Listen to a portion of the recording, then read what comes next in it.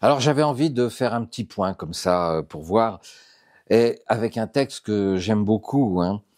Le vieux monde se meurt, le nouveau monde tarde à apparaître, et dans ce clair-obscur surgissent les monstres. Qu'est-ce qui se passe? Élection de Monsieur Trump. Et bizarrement, avant, pendant, et puis maintenant après, vous allez voir, c'est à mourir de rire, démission de Monsieur Scholz en Allemagne, démission de Monsieur Trudeau au Canada, démission du chancelier autrichien Karl Nehammer, un petit coup d'État en Roumanie où l'Union européenne décide que c'est pas le bon candidat, donc on va annuler les élections.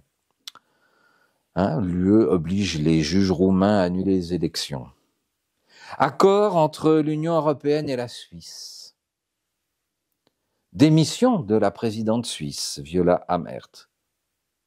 Montée des mouvements nationalistes qui sont étiquetés extrême droite par les médias de grand chemin, comme dirait Xavier Moreau. Génocide des Palestiniens. Encore que là, apparemment, M. Trump a dit stop, ça suffit. Qu'on l'aime ou qu'on l'aime pas, M. Trump, il n'y avait pas de guerre.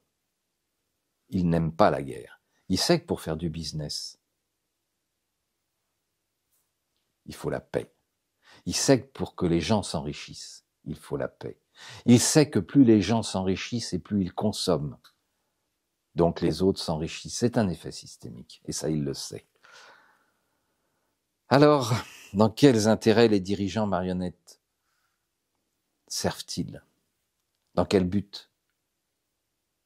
Quelle gratification ont-ils reçu? Sur quel compte? Dans quelles îles? Genre Caïmans. Comment sont-ils recasés? Regardons un peu où vont tous ces gens qui démissionnent.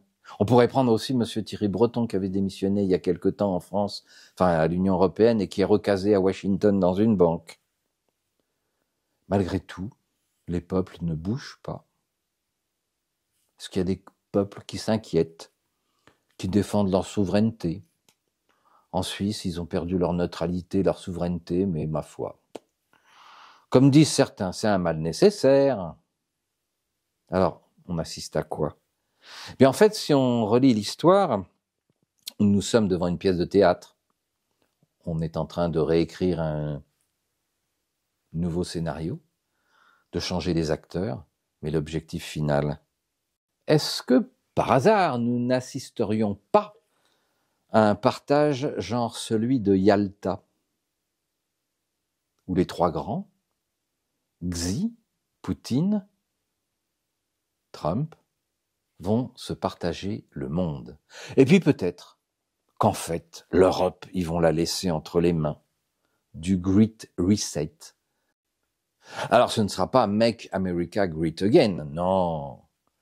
Mais de toute façon, l'Europe, regardez bien, tous les pays sont en faillite. Qu'est-ce que vous voulez qu'ils en fassent? Ils vont laisser ça à des gens, genre Great Reset, Davos, et puis nous serons des esclaves du système. À moins qu'on se réveille, évidemment.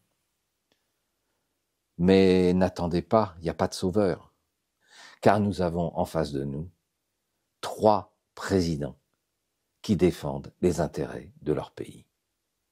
Je vous laisse réfléchir là-dessus.